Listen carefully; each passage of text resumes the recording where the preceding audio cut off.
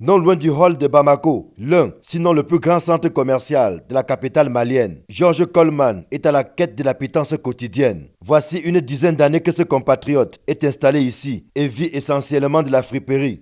J'étais installé en Côte d'Ivoire avec les problèmes politiques, tout ça là. C'est ça qui m'a fait venir au Mali.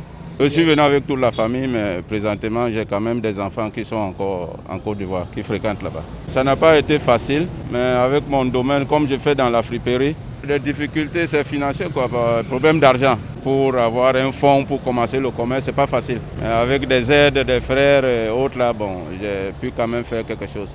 Médecin de formation, le docteur Jules Kemnier est déjà presque malien dans l'âme. Installé dans ce pays depuis 22 ans, il est aujourd'hui promoteur d'un institut privé de formation. J'arrive au Mali en 1999.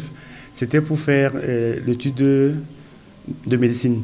Après l'école, nous avons bien voulu rester parce qu'il y avait quelques opportunités. Nous avons travaillé un peu partout au niveau du Mali. On était à l'intérieur, on était à Mopti, on a fait Fana, on a fait Sikasso. Nous nous sommes dit, pourquoi ne pas tenter notre chance? Et il y a environ 4 ans, nous avons créé l'UIPM, l'Institut universitaire paramédical du Mali. Duplex Tuente, quant à lui, a sillonné plusieurs pays africains, dont le Libéria et la Côte d'Ivoire, avant de s'installer définitivement à Bamako. Il avait déjà suffisamment rongé ses freins. Ça fait qu'on contemple le Mali, qui est un pays vraiment d'accueil. Et une fois au Mali, après une sorte d'étude ou bien une sorte de panorama de la situation, on se rend compte que l'une des choses qui pouvait marcher facilement, c'était le commerce. Et c'est comme ça, ou bien l'agriculture. Et c'est comme ça que je commence d'abord avec l'élevage, puis l'élevage des poulets, la volaille. Et après, nous sommes confrontés au problème des débouchés. Comment sortir ou couler les produits que nous avions. Et là, on se dit, il fallait ouvrir quelque chose qui va nous permettre de couler ces produits. Et c'est comme ça qu'aujourd'hui, on a Sans Frontières, qui est un espace commercial pour permettre aux consommateurs de faire tous les achats dans un circuit très court. C'est ça le concept, la vision de Sans Frontières. Pour ses compatriotes installés à Bamako, le quotidien n'est pas un long fleuve tranquille. Mais chacun se bat dans son domaine, avec les armes en sa possession, pour essayer de tirer son épingle du jeu. Généralement, chaque année, on a 2 ou 3 écoles qui ferment. Parce que le niveau économique est assez bas. Ce n'est pas aisé aux parents, n'est-ce pas, de débourser 410 000 francs, 460 000 francs par an comme frais scolaires. Donc, il faut aller à la quête des étudiants, il faut travailler d'arrache-pied, il faut être parmi les meilleurs. On trouve la friperie sur place, mais comme on n'a pas de port ici, ça quitte soit Dakar, Lomé, Côte d'Ivoire, au Ghana. Pour le moment, on a des problèmes avec la situation actuelle, l'embargo. Quand même, on arrive quand même à trouver quelque chose. Duplex Tuente, par exemple, s'illustre par la promotion du Made in Cameroun, avec la présence dans les rayons de son espace commercial de Lokok, du poisson fumé, communément appelé Mbunga, et autres produits du terroir. Parce que nous voulons garder une identité camerounaise dans ce que nous faisons, déjà même sur les produits.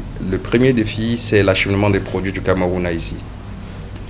Parfois, nous le faisons par plusieurs voies maritimes, routières et parfois aériennes, ce qui n'est pas facile à faire. Le deuxième défi, c'est sans doute de trouver des partenaires fiables au pays qui peuvent nous faire confiance et travailler sur des quantités importantes pour asservir la demande sur le marché. À la différence de Georges, qui travaille seul, Duplex et Jules permettent à plusieurs personnes, dont des Camerounais, d'avoir un emploi stable. Ma directrice est une Malienne, ma directrice des études, elle est camerounaise. J'ai autour de moi Dieudonné, qui est camerounais, Yannick, qui est camerounais. Et en dehors de cela, nous avons aujourd'hui, je pense, 6 étudiants camerounais qui sont là. Ils sont arrivés par des biais qu'on connaît tous pour l'aventure, et quand ça ne marche pas, d'autres ont le bac, d'autres ont le BPC. Et nous les recueillons et nous essayons, n'est-ce pas, de les former, généralement gratuitement.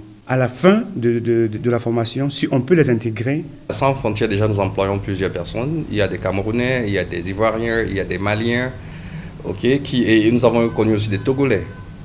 Aujourd'hui, à cause de la situation financière qui est un peu très compliquée, nous sommes obligés de réduire l'équipe, le staff, et ça fait que nous avons toujours plusieurs nationalités parmi nous. À la question de savoir s'ils seraient tentés par un retour sur les terres de leurs ancêtres, ces compatriotes, sans être précis sur le sujet, ne ferment pour autant pas la porte. Un jour, on peut partir. Par de temps, 2 ans, 3 ans, je fais un tour là-bas, je reviens. Mais pour le moment, s'il y a les moyens quand même, on pense retourner et puis s'installer. Il y a déjà 3 ans, j'ai commencé à mener un peu les études de faisabilité. Pour faire peut-être la même chose, on devrait, quoi qu'il arrive, revenir avec ces acquis pour pouvoir, n'est-ce pas, exploiter au niveau du pays. Sauf si il y a peut-être des contraintes administratives. Moi, je pense revenir au pays et terminer mes vieux jours là-bas. Réunis au sein du consortium des entrepreneurs camerounais au Mali, ces compatriotes nourrissent beaucoup d'ambition, pas seulement pour leur pays d'accueil qui leur a balisé la voie, mais également pour le Cameroun, où ils ont effectué leur premier pas.